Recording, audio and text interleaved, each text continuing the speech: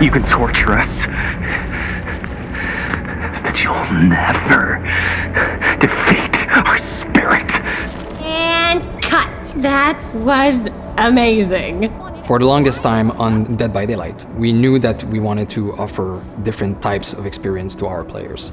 And a single player narrative experience is definitely one of them. And our fans have been requesting it quite a lot.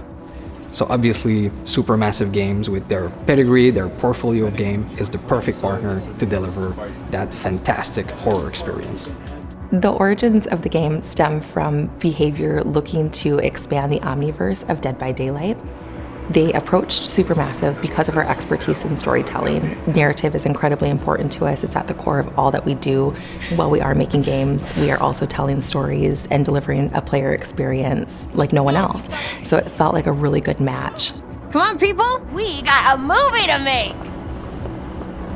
The casting of Frank Stone is a classic Supermassive cinematic adventure game. Wait, I'm coming with you. It's an unashamed horror experience. It's a story that we've been thinking around for quite a long time, and it really fits the omniverse idea that underpins a lot of the Dead by Daylight lore, and so it kind of slipped together as a very natural fit. It all starts with our 1963 storyline, which is investigation of a missing child, which leads us into a very dark, quite grisly serial killer horror story. But as the story unfolds from there, things go in different directions, and we bring in a lot of different subgenres of horror. Think that belongs to the boy you're looking for? The main influences were always to try to be the mystic, something you could actually believe happens, something that you can understand, relate to. At the same time, part of it you don't understand, and it creates a mystery. We're always going back to the classic slasher horror movies and characters that we learn to love and hate at the same time. What? One thing we really latched onto quickly was the idea of how a piece of creative art could become a vehicle for horror. And in our case, that's a Super 8 film that's being made by a group of teenage characters on the site of an infamous serial killer's crimes. And that felt like a vehicle where we could bring in other influences of horror that we really like. Either of you heard of Murder Mill? Right at the start of the project, talking with Supermassive, we connected because we're passionate about horror, and we basically get our inspiration from the same sources. So it was great talking with them and seeing that a lot of the sources for inspiration they're using have been the same that we've been looking into at the genesis of Dead by Daylight. So in that sense, our fans and also new players that will experience this can see that both titles are from the same lineage.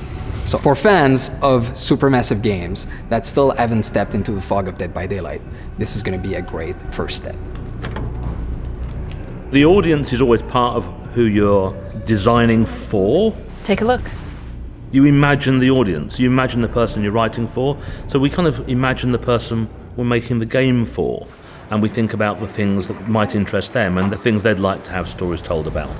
And then we think about really cool, nasty situations, and we see if we can mash those together. And the story emerges, the characters emerge.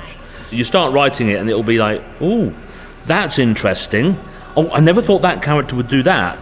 Well, okay, are we just gonna stand around, or are we gonna make a movie? In creating the casting of Frank Stone, building its story, building the characters, we're really, really mindful of Dead by Daylight fans. We know they've got a really, really dedicated fan base. There's lots of people within Supermassive Games who are dedicated Dead by Daylight fans. We wanted to do something that explores that story universe that Behaviour have created and gives players a chance to explore it in a new way outside of Dead by Daylight itself. Also, obviously, we want to take people who've enjoyed Supermassive Games, who enjoy branching adventure games. We want to do something that's really, really cool and that they find engaging, where they can fall in love with the characters, where they can grow to loathe some of the characters and get them killed. The choice is theirs. Gothic. I like it.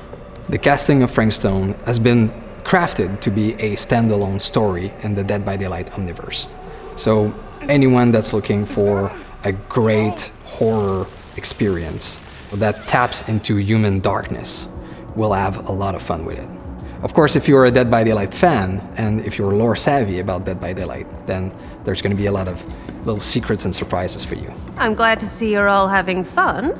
But if you insist on using my store as a playground, I'm afraid I'm gonna have to ask you to take it outside.